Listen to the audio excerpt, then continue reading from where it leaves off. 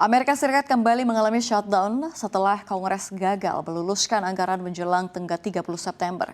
Untuk ke-21 kalinya sejak 1976, mesin birokrasi negara adidaya itu berhenti berputar. Layanan publik non-esensial macet dan sekitar 750.000 pegawai federal terancam tanpa gaji. Shutdown kali ini bukan hanya benturan politik biasa, tetapi meningkatkan resiko gejolak ekonomi yang bisa merembet hingga ke seluruh dunia. Dan untuk memahami lebih jauh, kita mulai dari apa sih yang sebenarnya terjadi di Washington. Kita bahas dalam drama shutdown Amerika, dampaknya sampai ke Indonesia. Pemerintahan Donald Trump resmi menghentikan operasional federal pada Rabu 1 Oktober. Keputusan ini terjadi setelah Kongres yang diisi Partai Republik dan Demokrat gagal mengesahkan RUU pendanaan sementara sebelum tenggat 30 September. Pegawai esensial seperti polisi, militer, petugas kesehatan tetap bekerja, namun gaji mereka terancam tertunda. Sementara pegawai non-esensial dirumahkan tanpa gaji, termasuk pegawai IRS, NASA, serta administrasi nasional untuk taman dan museum. Kantor Anggaran Kongres memperkirakan hingga 750.000 pegawai terdampak setiap hari. Dengan potensi biaya kompensasi hilang sekitar 400 juta US dollar. Ini kalau kita convert sebesar 6.661 triliun rupiah. Dampak langsung terasa di bandara, di mana petugas TSA bisa mogok, juga di layanan visa dan juga paspor yang macet. Sejak 1976, Amerika Serikat sudah 21 kali mengalami penutupan pemerintah. Yang terlama adalah 35 hari pada 2018 saat Trump dan Kongres buntu soal pendanaan tembok perbatasan. Namun fenomena ini sebenarnya bukan hal yang baru, pemirsa. Sejarah menunjukkan pola shutdown berulang kali terjadi di Amerika. Kita lihat seperti apa. Kongres Amerika Serikat setiap tahun harus mengesahkan RUU anggaran untuk membiayai operasi pemerintah. Karena sering terlambat, legislator membuat RUU pendanaan sementara yang bisa jadi jalan tengah. Namun tahun ini keputusan untuk memperpanjang RUU itu berakhir tanpa kesepakatan di 30 September. Republik mendorong penghematan dan pemotongan anggaran termasuk pengurangan dana Medicaid dan CDC. Sementara Demokrat menuntut perpanjangan kredit pajak untuk biaya asuransi kesehatan dan mempertahankan subsidi obat serta program bantuan masyarakat.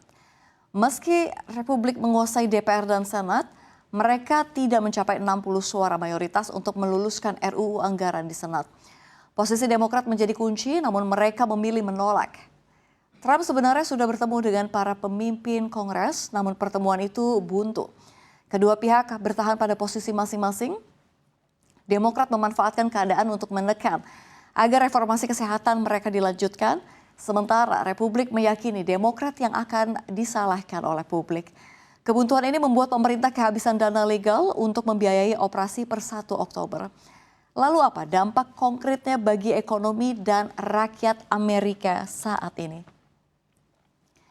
Dampak shutdown tidak hanya terasa di layanan publik, namun juga pada ekonomi domestik Amerika Serikat.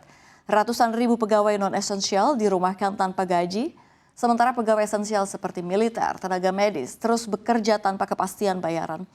Layanan administrasi seperti visa, paspor, dan juga izin usaha ikut terhenti. Ini membuat aktivitas masyarakat pun ikut macet.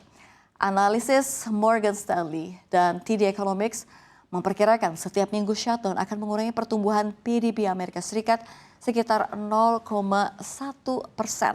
Namun yang lebih mengkhawatirkan adalah resiko resesi. Gubernur Colorado Jared Polis memperingatkan peluang resesi sudah mencapai 50% di negara bagiannya dengan program nutrisi perempuan dan anak terganggu. Pariwisata menurun karena Taman Nasional tutup dan pekerja yang dirumahkan dipaksa menggunakan tunjangan pengangguran. Polis menyebut shutdown akan berdampak buruk pada ekonomi, ditambah tarif yang sudah membebani setiap keluarga. Nah, ini menandakan shutdown bisa menjadi pemicu resesi nasional jika deadlock berlarut-larut. Bukan hanya ekonomi domestik, pasar global juga turut bergejolak. Seperti apa gejolaknya untuk pasar global begitu ya? Ketidakpastian politik di Washington ini langsung mengguncang pasar global. Harga emas meroket mendekati rekor baru, hampir menyentuh 3.900 US dollar per troy ounce. Ini naik 50% sejak awal tahun. Rekor ini terjadi 3 hari berturut-turut menandakan emas kembali menjadi pilihan investor sebagai safe haven di tengah kegoncangan. Pasar saham Amerika dan juga global turut tertekan, volatilitas meningkat dan dolar berfluktuasi tajam.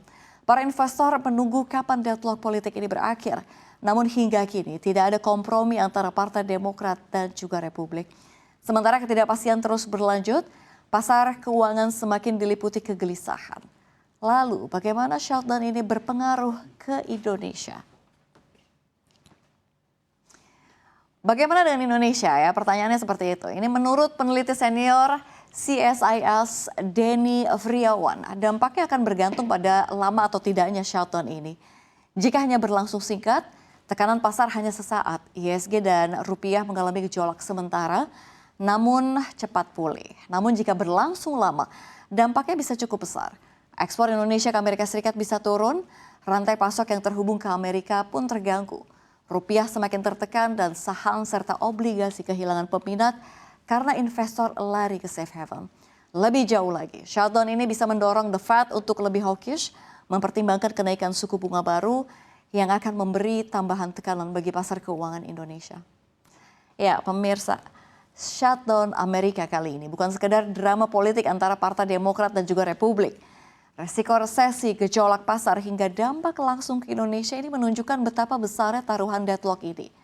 Pertanyaannya, sampai kapan mesin birokrasi negara adidaya itu harus berhenti berputar demi tarik ulur elit politik?